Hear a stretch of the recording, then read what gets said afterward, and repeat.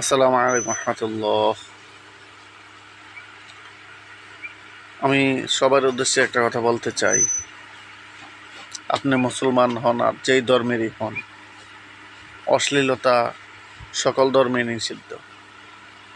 আর না হয় কোরআন, বাইবেল, গীতা, ত্রিপিটক সকলগুলি আপনি দেখুন। আপনার শালীন পোশাক আপনি পরতে হবে, সকল ধর্মে আছে। মিথ্যা কথা বলতে পারবেন না, সকল ধর্মে আছে। একতাভাবে থাকুন, সকল ধর্মে আছে। তাহলে আমি একটা কথা বলতে চাই, আমাদের সৃষ্টিকর্তাও এক, তাহলে আমাদের নবীজিও এক। আল্লাহর শক্তি আল্লাহর কাছেই আছে। নবীজিকে যা শক্তি দিয়েছেন নবীজির কাছে আছে, কিন্তু আল্লাহটার পুরাটা দিয়ে দেন নাই। নবীজির কাছে কোনো শক্তিই নাই যদি আল্লাহ না দেন। আল্লাহ পাক যা পাঠান তাই নবীজি পান। আল্লাহর দন কিভাবে নবীজিকে দেওয়া হয়, আল্লাহ কিভাবে গায়েব হয়। নবীর দন খাজাকে দেন, নবীও গায়েব হয়ে যায়। এই এমন কথার লোক আমার তো মনে হয় না যে কাফেরও বলেছে। তাহলে তাহিরি সাহেব কেন এই কথা বলবেন? ওনার কি বুঝ নাই? উনি এত বড় একটা আলেম, কেন এইভাবে বলবেন?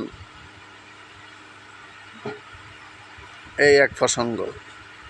আরেকটি প্রসঙ্গ, অনেক মাদ্রাসায় দেখা যাচ্ছে ছেলে বলাৎকার হচ্ছে, মেয়েরা ধর্ষিত হচ্ছে।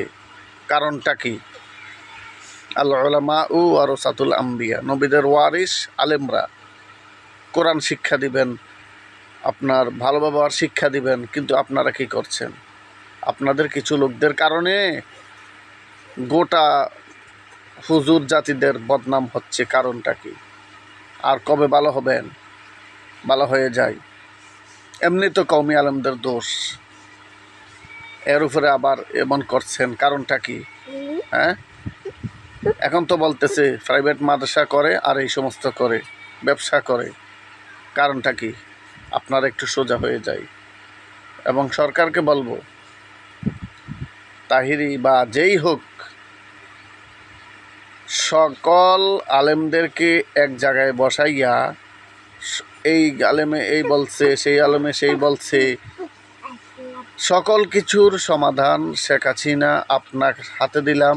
আপনি যদি একদিন বসেন সকল আলেমদেরকে নিয়ে, প্রশাসন নিয়ে, সকল কিছু সুন্দরভাবে একটা মীমাংসা হয়ে যাবে আশা করি।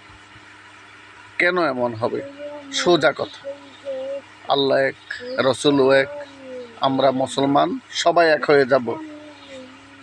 আলেমদেরকে বলবো কোনো দ্বন্দ্ব না করে সবাই মানুষকে নামাজের পথে, রসুলের দুরুদের পথে আহ্বান করুন। আমরা নামাজের খাঁটি দুরুদ পড়ি না, অথচ সাধারণ বানান্য দুরুদ নিয়ে আমরা পাগল হয়ে যাই। কারণটা কি? কেহ বলবে আলেমদের সাথে মিশো, কোরআনওয়ালাদের সাথে মিশো, ভালো লোকদের সাথে মিশো। আর কেহ বলবে আলেমদের সাথে, ওই সমস্ত আলেমদের সাথে মিশো না, তাদেরকে দেখলে থুতু দাও, তাদেরকে দেখলে ঘৃণা করো, তাদেরকে দেখলেই ঢিল মারো। কারণটা কি? হ্যাঁ, আমি আপনি জনগণকে বলবো, আপনারা ভালো মানুষ, নিজের আপনার মনেই বলে দিবে এই হুজুর ভালো না ওই হুজুর ভালো। আপনি দেখেন না? আপনার কি বিবেক নেই? আপনি পড়ালেখা জানেন না কিছু? অবশ্যই আপনি বুঝবেন কে ভালো কে খারাপ। আর বিলম্ব না করে আমরা সবাই ভালো হয়ে যাই, সবাই এক কাতারে আসি, সবাই ভালোর দিকে চলি, দান সৎকা বেশি বেশি করে করি, তাহলে আল্লাহর গজব আর আসবে না। আমাদের কারণে আমাদের উপর আল্লাহ অনেক রাগান্বিত হয়েছেন। আল্লাহ কিন্তু কাহার, আবার রহমান। কেন কেন করেন রাগ? আমাদের জন্যই, আমরা ভালো হয়ে যাই। দেখেন না সিলেটবাসী কী পরিস্থিতি, দেখেন না দুবাইয়ের কী পরিস্থিতি। এভাবে অনেক রাষ্ট্রে মানুষ অনেক কষ্ট পাচ্ছে। কারণ কি? আমাদের জন্য। আমরা ভালো হয়ে যাই, তাহলে আল্লাহ পাক রব্বুল আলামিন আমাদেরকে সৃষ্টি করেছেন এত মায়া করে, আমাদেরকে কেন কষ্ট দিবেন? প্রত্যেকটা প্রতিষ্ঠানে নামাজ বাধ্যতামূলক করি, সকল ঠিক হয়ে যাবে। পর্দা বাধ্যতামূলক করি, সব ঠিক হয়ে যাবে। যেই রাষ্ট্রে পর্দা করবে না, সেই রাষ্ট্রে আল্লাহর গজব আসবে না। কোথায় আসবে? আসসালামু আলাইকুম রহমতুল্লাহ। সবাই সবাইকে শেয়ার করে দিবেন, আমরা ভালো হয়ে যাই।